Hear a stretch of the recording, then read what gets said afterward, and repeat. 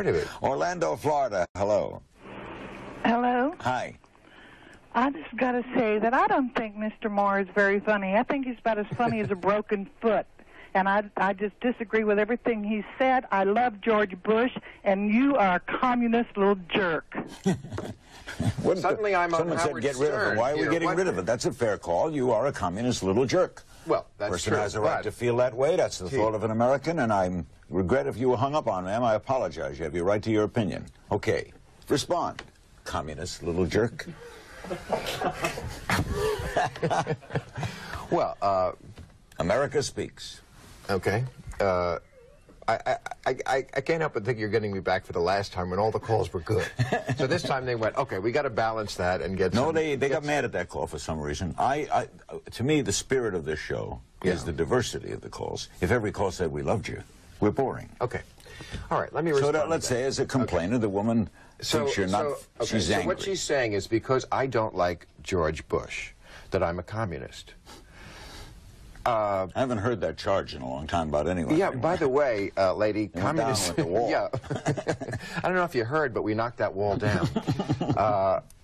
I would say a lot about communism, mostly that this country, I think, is in danger of becoming a quasi-communist country because we have re-education in this country. We talked about John Rocker. We talked about even Dr. Laura, who I don't like at all.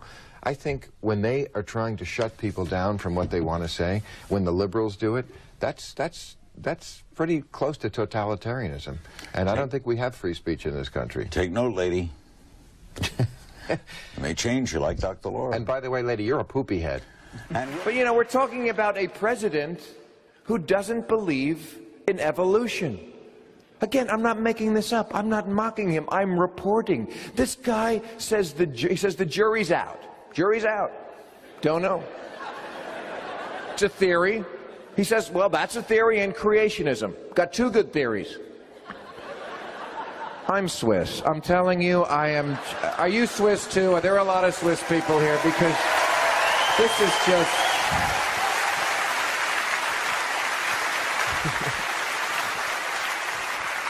And I know people are saying, Bill, you're so mean, ridiculing religion. I am not ridiculing religion. It ridicules itself, okay? I'm not the one being hostile. I'll tell you what I think is hostile. What I think is hostile when so many people preface everything they say, as so many do nowadays, with, well, I'm a Christian. You know how people do that? You want fries with that? Well, I'm a Christian. You know, as if they have the moral high ground. Please, I'm a Christian, so I've got the high ground here. You know, they think that's what I'm hearing. They think I'm hearing I'm a better person. But really what I'm hearing is you have a neurological disorder.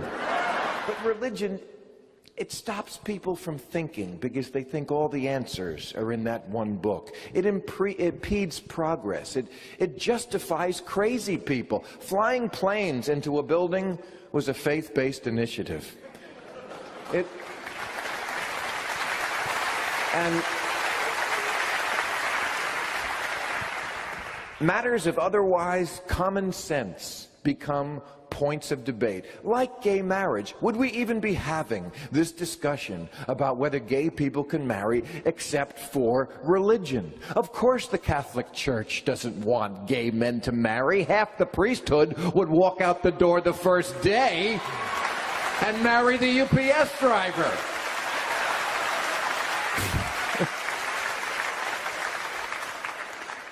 It's because it says in the Bible, no queers. That's where the whole thing comes from, the Bible. The same book that says slavery is okay, and that you can stone someone to death for working on Sunday. That book, the one with the snake and the poison apple and the virgin birth, and people lived in a whale and people lived to 900 years old. That infallible work of genius that the president believes literally. I'm telling you, sometimes this guy is so retarded he could be on death row in Texas.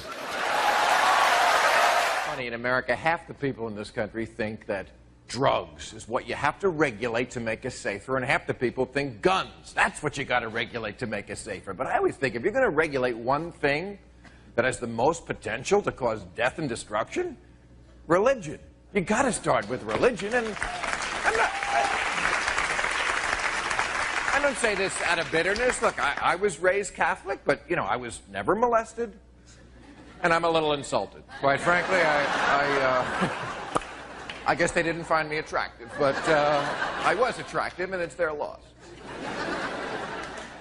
But no, I mean, what I have against religion is that they start you when you are so defenseless. I mean, I was 3 or something when they started pumping this bullshit into my head. I believed in Santa Claus and the fairy godmother. Of course I believed in a virgin birth, and a guy lived in a whale, and a woman came from a rib. But then, something very important happened to me that made me doubt all of it. I graduated 6th grade. Thank you. I mean, God almighty. I really understand how this nightmare of clerical pedophilia could have happened, because if you're a priest and you spend your whole life spewing this nonsense about the snake and the whale and the apple and the rib, it's like, oh, fuck it, just blow me, kid. What the fuck? What, just... Also, what is so hard about just saying the words, I don't know? I don't know. Of course there are questions that plague all of us. How did we get here? What happens when we die? Is there a heaven? Am I on the list? Who let the dogs out? Yes. But why would you believe what some other human being, whose brain, I promise you, is no bigger or better than yours, when he tells you he knows what happens when you die? Don't masturbate now. You won't get to hang out with Jesus in heaven. How do I know? I've got a pointy hat. I've got a hat and a robe, and I have smoke and a wand. It's so gay, the whole church. It's just... But they just come out of the closet, really. I mean, it's just so, you know, every Sunday it's such a pageant with the costumes and the wands and the goblets and the smoke and the kneeling down in front of another man with your mouth open. Nothing gay about that, no. Nothing gay there. So, are our religions corrupt? Yes, of course they are. But once again, I have to say, their religions, even worse. Even worse. I mean, that thing about the 72 virgins, that's the lowest. Promising pussy in the afterlife is the lowest thing I've ever heard in my life. I mean, I am no Christian, but I do think Jesus is a fantastic role model, and the reason he is because he never said anything like, blessed are the meek, for they shall get laid. Also, by the way, 72 virgins is very suspicious to me. It's a clue. It tells you we're dealing with people from a bartering culture. Because nobody starts with that number. Somebody said 100 virgins, 50, 85, 69, 79, 71, 73, 72, done. That's how you got 72. Oh, Bill, you're such a meanie. Why do you have to go after religion? It gives people comfort. It doesn't hurt anything.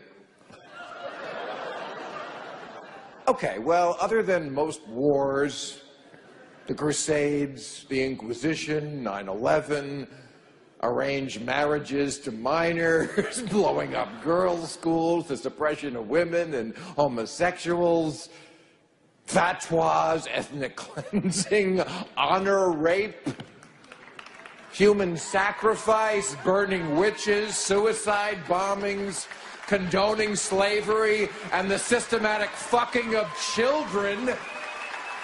There's a few little things that I have a problem with. I'm not mad at the Pope for that. He wasn't a Nazi. But what I'm mad at him for is going to the continent most ravaged by AIDS and telling them they couldn't use condoms. So don't tell me religion doesn't do any actual harm. All right, not a rally. Thank you, not a rally. But in a recent poll, 61% of Americans agreed with the statement, religion solves all or most of my problems. Which is great, except for one little thing. It doesn't. Oh yeah, that's right, it doesn't. You can't pray away global warming.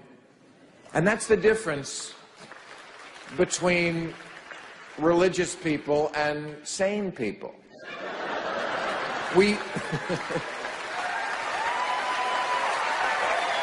It is. We fear different things. I fear climate change. They fear a demon in a red bodysuit with a pitchfork. I fear terrorists getting a nuclear bomb into the port of Long Beach.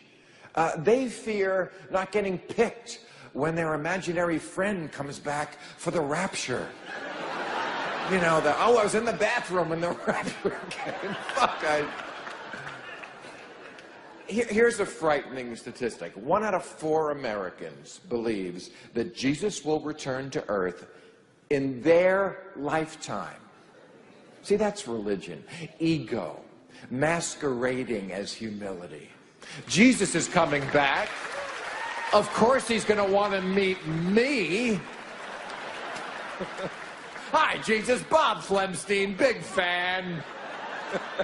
Big fan. I know you're crazy busy with the rapture and everything, but could you sign? I don't want to be that guy, but... So, you know, people come to me all the time and they say, Bill, I'm with you. I saw your movie. We're right here. You know, I don't believe in that crazy biblical nonsense. Just the central story. Oh, you mean the stupidest part? I mean, come on. God had a son. I mean, time out right there. God had a son? He's powerful beyond all imagination? He exists in a realm above time and space, but he has kids? What is this, Bonanza? He has a son. God had a son, and he said to him, Jesus, I'm sending you down to Earth on a suicide mission. But don't worry, they can't kill you because you're really me. But it is going to hurt for a few days. I'm not going to lie about that, son. There's about 3 days you're going to hate me. But I'm doing this for you. I mean me. What am I saying? I'm me, you're you. I go myself, but I have you. Me. What am I saying? Anyway. But, you know, look, I get it. Jesus was a cool guy with the hippie philosophy and the long walks on the water that turned into fishing trips with the guys. You know, I'm down with all that, but, you know, it doesn't sound crazy, that story, to us, because we're used to it. It's been around for 2,000 years. To really understand how whack religion is, you have to look at the new religions, which for this country is Mormons and Scientologists, who I think should merge and make Mormontology. But that's where you really see it, because, for example, every religion has a creation myth.